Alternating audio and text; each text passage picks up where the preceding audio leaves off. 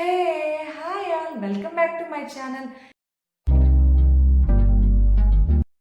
ఈరోజు అయితే మనం ఎంతటి కష్టం నుంచైనా ఉపశమనం కలిగించే సంకష్టహర చతుర్థి వ్రతం యొక్క నియమాలు తెలుసుకుందాం. ప్రతి నెల కృష్ణపక్షంలో వచ్చే చతుర్థిని సంకష్టహర చతుర్థి అంటారండి. ఇది ప్రతి నెల కూడా మనం చేసుకోవచ్చు. అయితే సంకష్టహర చతుర్థి ప్లస్ మంగళవారం పడితే ఇంకా మంచిది. దాన్ని అంగారక సంకష్టహర చతుర్థి అంటారు. ఆ రోజు జరుపుకుంటారు చాలా మంది. క్లుప్తంగా ఈ వ్రతం యొక్క నియమాలు చెప్తాను. తర్వాత నేను చేసే వీడియో ఉంటుంది కదా, దాంతో వాయిస్ ఓవర్ మిగిలిందంతా ఇచ్చేస్తాను. ఫస్ట్ అయితే తలస్నానం చేసుకోవాలి అండ్ రోజు మొత్తం ఉపవాసం ఉండాలి. ఎవరైతే వృద్ధులు అండ్ ఇలా బాలింతలు ఇలాంటి ఉంటారు కదా, వాళ్ళైతే మట్టుగా ఏదో ఫ్రూట్స్ తీసుకున్నా ఏం పర్లేదు, తీసుకోవాలి. నెక్స్ట్ రోజు మొత్తం ఓం గం గణపతి నమః గణపతి నామాన్ని స్మరిస్తూ ఉండాలి.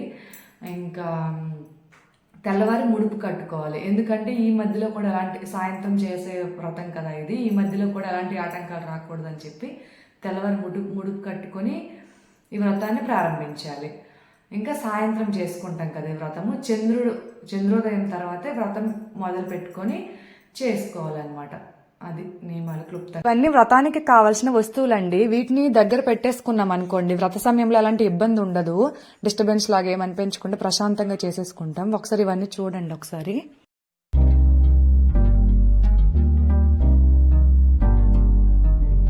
ఎవరికైతే పిల్లలు పుట్టక సమస్యతో బాధపడతారో, నెక్స్ట్ ఉద్యోగ రీత్యా సమస్యతో, ఇంకా అప్పుల బాధలు, ఎలాంటి ఇంకా కొందరు మిస్అండర్స్టాండ్స్ గొడవలు అలాంటివి ఏమున్నా కూడా వ్రతం చేస్తే వెంటనే ఫలితం ఉంటుందంట. చాలా మంచి వ్రతానికి అయితే ప్రసాదం కూడా చాలా విశేషం అండి. మార్నింగ్ ఏవైతే ముడుపు కట్టుకుంటామో ఆ బియ్యంతోనే సాయంత్రం పరమాన్నం చేసుకోవాలి.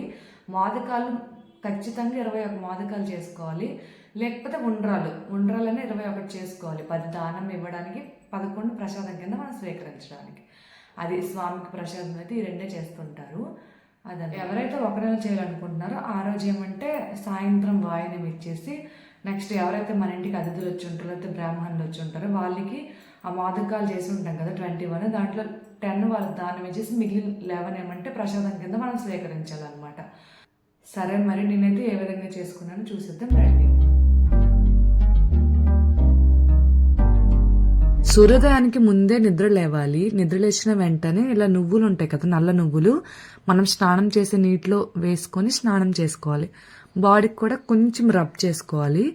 అలా ఉంటే ఏదైనా శని ఉంటే పోతుంది అన్నట్లు ఫస్ట్ నియమం అయితే అదే. మరి ఉదయం స్నానం తర్వాత దీపం పెట్టుకుంటాం కదండి, ఆ టైంలో ముడుపు కట్టుకోవాలి. ఎరుపు క్లాత్ లేదా తెలుపు క్లాత్ తీసుకొని దాంట్లో పసుపు కుంకుమ వేసి, దక్షిణ వేసి, పసుపు గుమ్మలు ఇంకా చెక్కలు ఉంటే ఆకు చెక్క 2 వేసుకోండి, ఉంటే ఎండు ఖర్జూరం 3 దోశల బియ్యం వేసి ముడుపు కట్టుకొని స్వామివారి పటం దగ్గర పెట్టుకోవాలి. అయితే 3 times కానీ 7 times కానీ వీలైతే 21 times అయినా ప్రదక్షిణాలు చేసుకొని మంచిగా మనం ఏదైతే ఏ కోరిక కోసం అయితే ఈ వ్రతం చేస్తున్నామో ఆ కోరికను తలుచుకొని ఇంకా స్వామివారి పటం దగ్గర ఆ ముడుపుని పెట్టేసేయాలన్నమాట. వ్రతంలోని భాగంగానే స్వామికి ఎంతో ఇష్టమైన గరికలు ఉంటాయి కదండి, అవి 11 కట్టలుగా చేసుకుని పక్కన పెట్టుకోవాలి. ముందుగా అన్ని రెడీ చేసుకుంటే పూజ టైంలో ఇబ్బంది ఉండదు కదా, అలా.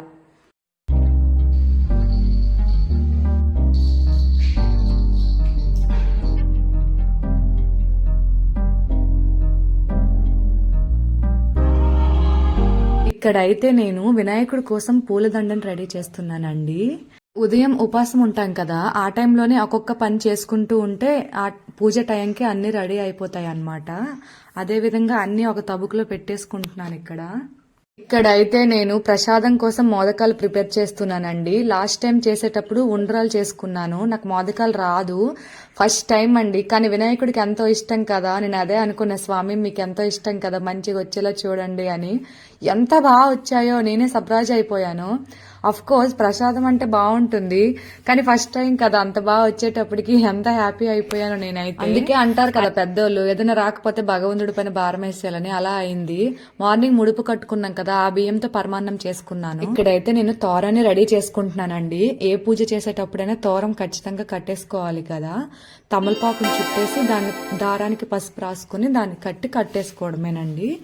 అదే ఇంకా నేను ప్రతిసారి చెప్తున్నాను కదా అన్ని రెడీ చేసుకోవాలని. చూడండి ఇక్కడ స్వామివారి కింద ఫస్ట్ క్లాత్ వేయడం మర్చిపోయాను. ఇలానే టెన్షన్లో మర్చిపోతామని అన్ని ఒక దగ్గర పెట్టేసుకోమంటాను. అయితే పూజలో ఫస్ట్ షోడశోపచార పూజ చేసేసుకోవాలి. నెక్స్ట్ వ్రతకథ చదివేయాలన్నమాట. చదివేశాక చంద్రుడికి అర్ఘ్యం ఇవ్వాలి. ఫస్ట్ గణేశుడికి ఇచ్చి తర్వాత చంద్రుడికి అర్ఘ్యం ఇవ్వాలి. దాంతో పూజ పూర్తి అవుతుందండి. అది చంద్రుడికి అర్ఘ్యం ఇచ్చేటప్పుడు కొన్నిసార్లు వర్షాలు పడే టైంలో చంద్రుడు రాకపోతే ఆకాశంలో చంద్రుడు ఉన్నట్టు భావించుకొని అర్ఘ్యం ఇచ్చేయాలండి. ఈ పూజ యొక్క వ్రతకథ ఎలా అంటే గూగుల్లో కూడా ఉంది, లేదంటే బుక్ కూడా మార్కెట్లో దొరుకుతుందండి. దాన్ని తీసేసుకొని చదువుకోవడమే. పూజ అంతా అయిపోయాక ప్రసాదాన్ని స్వీకరిస్తామండి. అప్పుడే ఉపవాసం తీరుతుంది. ఇప్పుడు ఒకవేళ మీకు వీలైతే జాగారం ఉండొచ్చు, లేదు అంటే స్వామికి తెలుసు మన పరిస్థితులు, అర్థం చేసుకుంటారులే. ఇది నెక్స్ట్ రోజు క్లుప్తంగా పూజ చేసుకోవాలండి. దీపధూపం నైవేద్యం నీరాజనం ఇచ్చేసి స్వామివారి మూర్తిని కొంచెం కదిపేయాలి. గుడికి వెళ్ళాలి. గుడికి వెళ్ళేటప్పుడు అక్కడ మేమైతే ఏం చేస్తామంటే అక్కడ కుంభికి పెట్టిన పమిడికాయని గుడిలో ఇచ్చేస్తాం. ఇలా ముగుస్తుందండి ఈ వ్రతం అయితే. నెక్స్ట్ నెల మీకు ఇష్టం ఉంటే మీరు చేసుకోవచ్చు. నేనైతే 1 year అనుకున్నా కాబట్టి చేస్తాను. Thank you for watching. ఎవరైతే ఈ వీడియో చూసి ఆచరిస్తున్నారో వాళ్ళందరికీ శుభం జరగాలని మనస్ఫూర్తిగా ఆ విఘ్నేశ్వరుడు కోరుకుంటున్నాను. అండ్ ప్లీజ్ లైక్ చేసి సబ్స్క్రైబ్ చేసుకోవచ్చు కదా. ఉంటా మరి. బాయ్.